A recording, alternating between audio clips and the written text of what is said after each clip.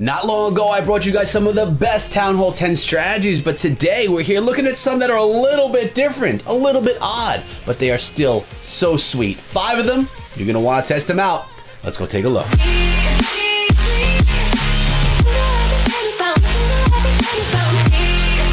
What is up, my friends? My name is Echo, and we are starting off here today looking at the other side of the war that we looked at just a day or two ago. If you guys missed that video, head on over to the main page of my channel and check it out because it is definitely a good one. We're starting out with the Electron Drag Loon attack strategy. The Electron Drag and the balloons coming out of that battle blimp being cloned up and just basically tearing apart this center section of the base. Balloons taking out the defenses, E-Drag clearing out everything else, also eating some of those air bombs.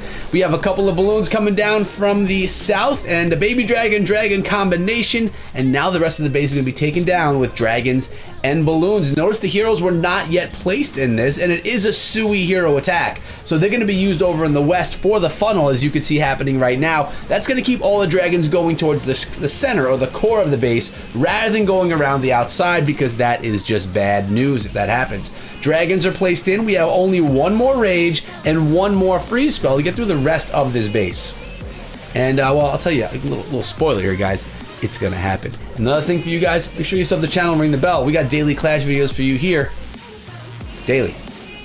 Nice job with that rage spell, going right into the enemy queen, who is going to be taken down super fast. The king and queen are now in the town hall. Dragons cleaning up some air bombs along the way. They're going to also have to get on top of that air defense, or maybe the queen will do it herself, because we don't want those core dragons to be taken out or picked away by an air defense. The Expo's working hard, but doesn't do too much damage to dragons. They are very tanky in this base, or in this attack. And when we look at the base now, there are only 3 air targeting defenses, a wizard tower and 2 archer towers. Everything else, well, really the only other thing is that mortar, and that is not going to take down our heroes. They're looking pretty good. The only thing that could possibly hurt the attack are massive numbers of air bombs, but that's not going to happen because this base is already down to nothing. We still have the queen's ability. We have A and I from Ruthless coming on in and doing a beautiful job. Now, this war that all this came out of, guys, was amazing. It was a tie, 100 to 100, all Town Hall 10. I'll show you guys the stats of that at the end of the video, so make sure you stick around. But this is the first attack that I want to share with you guys that's just a little bit different, that you don't see all the time. But we have 4 more to go. So we're going to check out this composition with a queen that wasn't even used. And now we're gonna get into number 2. Now, we just saw an Electron Drag Loon. This is another Drag Loon, but there is no blimp. There is no clone spell. What we're looking at here is a zap. We have 4 lightning spells, 1 rage, 2 freeze spells, and we have Sui heroes starting things out. We have the king and the queen, who are going to come in from the top of the base, and the goal is to take out some of these outside-like air defenses. Now, I will tell you, the queen does not get 2. She only ends up getting 1, which was not the plan of the attacker, but the power of this attack will shine on through. So notice the 4 air defenses all over here on the northeastern side of the base. Queen's going to step on up. She's going to take up that 1 in the east after the cannon, and the hope was that she would then take out the other air defense. Here's 1 zap spell, actually 2 zap spells, taking out that 1 air defense in the core. We have the queen taking out an air defense, and we wanted to see her take out that AD, but look at it, a little bit of health left. So which one do you zap next, the full health one or the low health one? Of course, the full health one. You need to take out the one that is going to be the hardest to get down, and that does go down. Now, if the queen got 1 more shot into this air defense, she would have taken it down, and there would have been no air defenses left in the attack, but it did not happen. So we have a Stone Slammer that can do that job really, really nicely. The Stone Slammer is getting through, eating an air bomb, but going to do a nice job taking out the final air defense with 1 drop, then the Inferno Tower and the Expos. Now when it goes down, we're going to see a whole bunch of balloons and possibly a dragon come out of that Stone Slammer, but behind it are the dragons and the balloons, so it's acting as oh, we got an Electro Dragon, so we have, like, it's not the Electron because there's no clone spells, but it's an Electro Dragon in the core, which can be devastating to an enemy queen or really to anything that's in the core of the base if they're close together. So really nice play right there out of Rofcon RK. And look at the value from that E-Drag. It basically chain lightninged everything up on the top of the base. I'm going to see it right here get more. So everything up there is already half health or maybe 3/4 health. Really soft. Down goes the E-Drag. Will the lightning take out the Expo? No. it didn't. But we have enough dragons, actually tons of dragons left over. 1, 2, 3, 4, 5, 6, 7 dragons left in this attack to pass through with only one defense. That's a little scary, and it is that Inferno Tower, but these dragons should get right to that multi-target Inferno right now. One more breath of fire, and it goes down. Now the rest of this base is crushed. There's some air traps which can become a nuisance for the dragons, but they don't. There's no way one Archer Tower is going to stop this number of dragons. So confident in which I can double time through the rest of the attack because we know it's going to be a triple. So we started off with the Electron Drag Loon. Then we had the Zap Drag Loon. Out of those two, which one do you guys like better? You got to let me know below. But then you also have to let me know out of all the 5 attacks from today, which is going to be your favorite. They're all different. They're all fun. They're all weird. I like them all. Now, in the last video, I showed a Bow Witch attack, but here we have a Pekka Bow Witch attack, which is definitely something different. Replacing the Golem with Pekka is not something you see all the time. Also, a bunch of Giants in there. Actually, the Giants are replacing the Golem. The Pekkas are an addition. We have all the Witches, all the Bowlers. So in the last video, I told you at the end that I was going to tell you which attack from that video was my favorite, and I'm remembering now that I don't think I did that. I think I forgot. So I'll tell you right now, from that last video, my favorite attack was the classic Bow Witch attack. If you guys watched that video and knew that I forgot to let you know, let me know down below, like hashtag we knew. That'll tell me who are the OGs in this channel, who watches all the content in the channel versus the people that just watch time here, time there, a little bit here, a little bit there. I mean, we're in isolation, people. You got nothing better to do. Watch some sweet Clash of Clans videos while you're playing Clash of Clans. I don't know. Sounds fun to me. I don't know. Maybe I'm in the minority. Here come a bunch more bowlers under rage, taking out things as they're going towards the town hall in the western side. And the best thing about Bow Witch is it clears out everything in its path. It doesn't leave pockets of defenses or structures behind. The witches, the bowlers, the Pekkas in this case, they come and they take out everything. And as long as you get a good funnel into the base, you should be able to get through it and path through it really nicely. Now, there's a minute left. The base wasn't completely demolished. The witches do take out a bunch of stuff over there by the town hall. Oh, the skeletons trying hard in that camp, but they fail.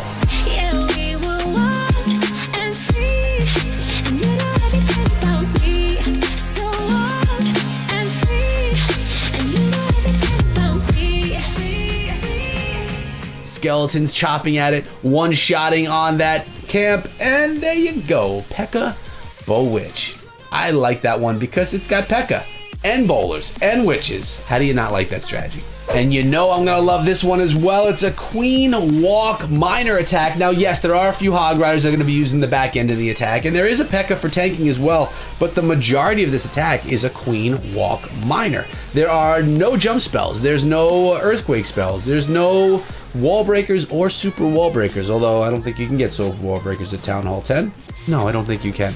So, what we're seeing here is a Queen Walk, and she's going to go take herself around the base, which is going to be cool. It's going to narrow things down. Then we'll probably see the Pekka coming on in, doing some tanking, maybe with the King. We'll have to see how this all plays out in the grand scheme of things. But you got to keep that Queen up. You got to get that value from those healers. If you're cooking up that much camp space of healers, you need to make sure that the Queen stays up for a long time. So we have the Pekka and the King coming together, narrowing down the base, as you can see, and then the Queen is going to most likely dive into the base, following behind those miners and those few Hog Riders. Now the Stone Slammer's there as well. Nice job with that heal spell, making sure that everything is under heal. Worked out beautifully because they're all clumped together, getting massive value from the heal. Remember guys, the more troops you can get inside of a heal spell, the more value you're getting out of that heal spell.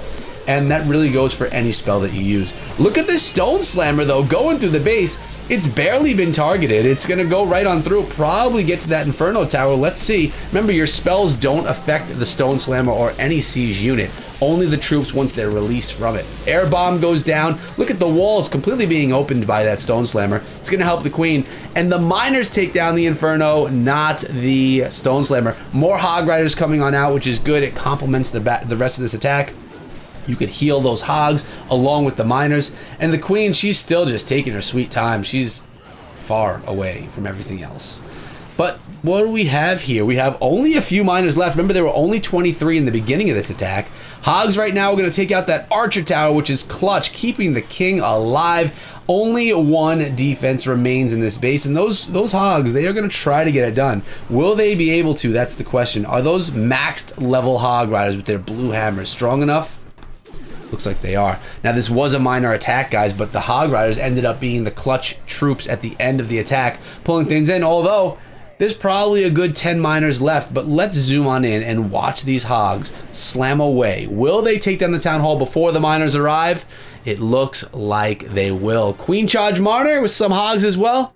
That's a sweet strategy. Something a little bit different that we probably haven't seen in a while at Town Hall 10. And probably the strongest strategy inside of Clash of Clans at multiple Town Hall levels, minus 13 now because of the scatter shot. We have the Queen Charge Lalo. Quad Quake on this one. Remember, 4 Earthquake spells are going to open up any size wall. Doesn't matter the level, it will open it up. And that's going to basically gape the base, allow for all the troops to push right on through. Now remember, that Quad Quake is only going to be used for the Queen. Now when we see that, it's basically telling us that this is going to be a Queen charge. The Queen is going to dive in the base. She's going to be taking out the clan castle, the enemy king, the enemy queen, 2 air defenses, and those 2 inferno towers. At least that's the plan. So we have to hope right now that everything goes right. And I love how that was used. Those troops were pulled in the enemy king and allowed for the queen to deal with that. Now the healer's finally on the queen. She's going to be doing a nice job getting through. 2 rage spells there in the attack left over for her to kind of path through. Actually, there were 3. There was 1 used right there, and there's 2 more left now. Need to take out that inferno tower quick before the... The healers, they are getting melted by the Inferno Tower. You don't want that to happen. There we go. Got it down. Second air defense going down. Enemy king, queen down. Now the second Inferno Tower down. Stone Slammer going to be coming on in, taking out some of those Tesla, and the queen is stepping up yet again, taking out a sweeper and the enemy clan castle. Talk about queen charge value. Thor Legend out of Ruthless did an amazing job. Probably the best queen charge from this war in my opinion, and I'm really glad that I could bring it to you in this video. But check out the base. The base is completely cut in half, which lets the Lalo just path right on through the final 50% of the base, really. You have the Stone Slammer there. The queen is still walking on through. She's basically aggroing those X-bows, making sure that they do not target the air troops. So she's doing a really beautiful job continuing on through, helping out phase 2 of the attack, which is the air portion, taking out 2 sweepers, 2 inferno towers, 2 air defenses, 2 heroes, and all the clan castle.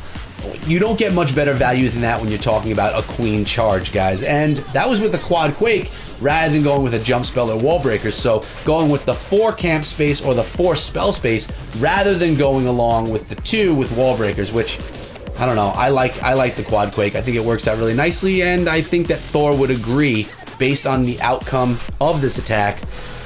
Man, there's nothing more beautiful than a Lalo when it's done well, and we definitely saw a perfect example of it right here for Town Hall 10. So the question now is 5 attacks. We had all different things. We had ground, we had air. Which ones are your favorite? Did you like the dragons? Did you like the Pekka Bow Witch? Did you like the miners, or did you like the Lalo? I'd love to know what you guys think. What you guys think is the strongest right now inside of Clash of Clans. But before we go, I want to show you this war because it really was a crazy one. And if you were here in the last video, you already saw the outcome. But 100% to 100% draw. 30 stars, beautiful war. Thank you for having me over. It was a pleasure. And if you guys ever have attacks or wars that are just out of this world for any Town Hall level, hit me up over on Discord. My Discord ID is right there, as well as linked down below in the description of this video. And the last thing I need to tell you before I go, guys, is that I am live streaming Monday, Wednesday, and Friday over on D Live, and my boy Klaus is live streaming on D Live Tuesday and Thursday. That's 5 days a week of Clash of Clans, 12 p.m. Eastern time. Links to both of our channels on D Live are in the description of this video. Before you head out, check out this video because it's another Clash one that you'll probably like. But I'm out of here, guys. Have a great day and be good.